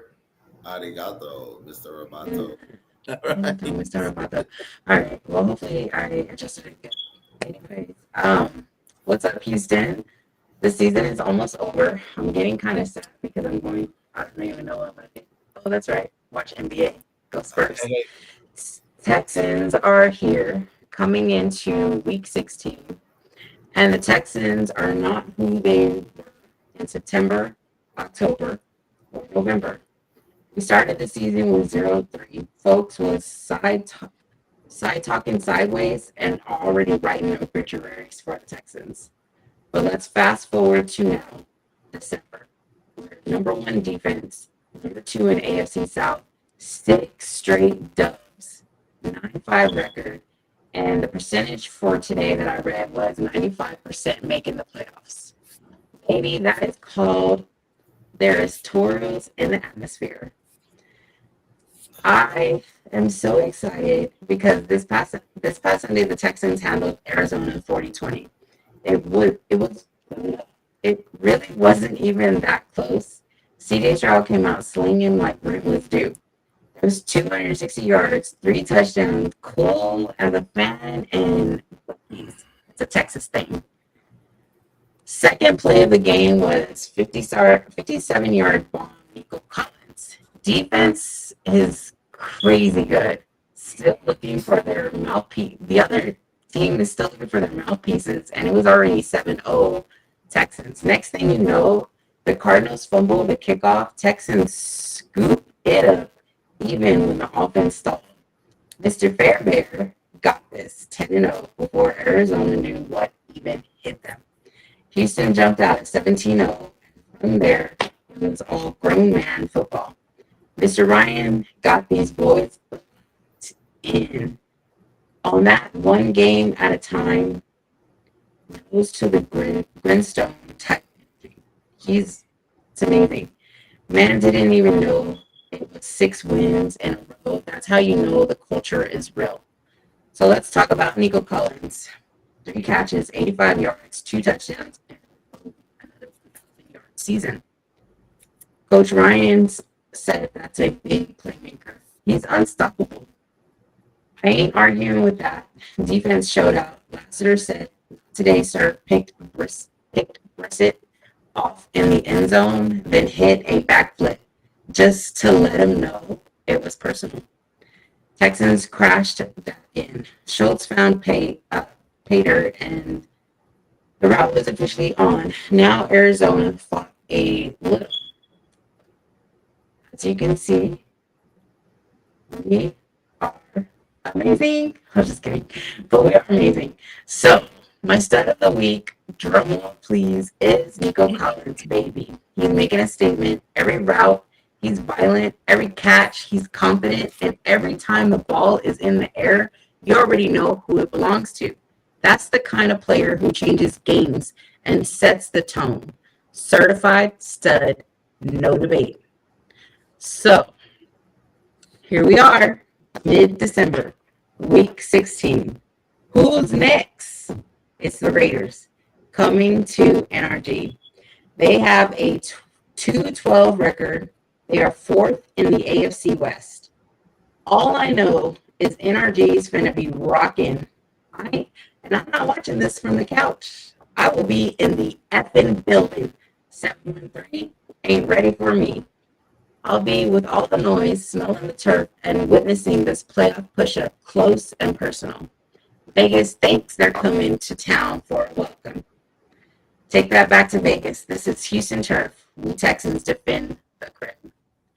All the Texans need to do, all they need to do is go, have no business, no mercy, no playing down. Jump on the early, control the line of the scrimmage, and make them one-dimensional. Put pressure on the QB. Force the mistakes. Turn short fields into points. On offense, we have been getting a little better. Feed the playmakers. Protect the ball and finish drives. No settling. Lions, you got these boys locked for sure. But this isn't about hype. They need to stay focused, disciplined, and dominions. Good teams beat bad teams. Great teams bury them. So, my bold prediction is belt to ass, Texans 50, Raiders 3. And player that is going to show out She's going out for all of it. Look at her. My player is going to be Stroud, throws 5 touchdowns, no picks, and has the game wrapped up by the 3rd quarter. Yeah, Okay. my bold prediction. What about your guys? And you forgot the very most important person in that game last week. He Ooh. didn't score a touchdown, and they just added him to the play roster. Oh, yes, Jordan. Mr. Jordan. 15 carries for 101 yards He for did. 6.7 yards per carry. That dude was killing them. No, he was. He was like a special shout out to him. Yeah, it was his debate. Like it was his first game. They took him off the practice and put him on the team. So, hey, that's awesome. I'm excited to see him more. Yeah, The Texans are picking out out of the it. They sure are. I would hate to be able whoever Whoever's to face them in the playoffs. Oh man. Let their offense get better than it is right now. Oh, they're going to Super Bowl. If they get even plays, 50%, if they make 25% better than they're playing right now with that defense, they're going to Super Bowl because there's not going to be nobody's going to stop the defense. Who's going to stop the defense? It's defense over offense all day. Buffalo showed they I couldn't need do Jags anything to about it. lose. I need the Jags because we're number 2, so I need them Jags to lose.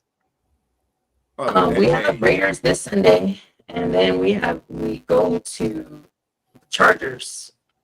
So we'll see how we do. But, Yeah.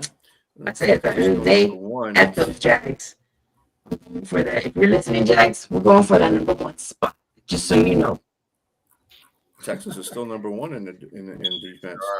Yeah, we are still number 1 in defense. Heck yeah. Shit. There you go. But, I mean, you said we're my favorite saying. My favorite saying, Liz, right? It's my favorite saying. It's not how you start, it's how you what? Oh, it's how you finish. Exactly. Yeah. Kind of like the opposite of what the Lions are doing. Yeah. We start off good and then taking a nosedive. Yeah, on pace, they're on pace to probably have the third seed, I think. I would imagine. Get off my account. Get your own account, brother. Dang. And hi. What's up, bro? He's crazy. You a Cowboy fan now? He has my account on his laptop. I'm like, dude, get your own stuff. It's so funny. He's always checking up on me. But he's a Cowboy fan? Yeah, he is a Cowboy fan. Okay. Yeah. We're all So sorry. My sister's 49ers. My his Raiders, who I am taking to the game. And then my brothers are Cowboys, and then my nephew, he does like the Lions, but he wouldn't say that to anybody. He just told me. Well, maybe about 5 years ago he wouldn't say that. He likes the colors. So. Tell him embrace it. He's one of those fans. Oh yeah, they look good. I like their colors. He's young. He doesn't know football. Yeah. All right. Well, thank you, Liz. Good luck this Sunday. Have fun at the game. I'm excited. Yeah. I'm gonna do content from the game, Jay. So I'll send it to you. All right. There you go. Please like and subscribe to the show. Thank you, Robbie, for coming on. Thank you for all the people that commented or listened to the show. As always, if you hate us, you ain't us. Enjoy the rest of your evening, and we'll see you next Tuesday at 6 p.m. Central Time, 7 p.m. Eastern Time. Yep. And y'all have yourself a good evening. Peace. Bye, Detroit. Lions, go Texans.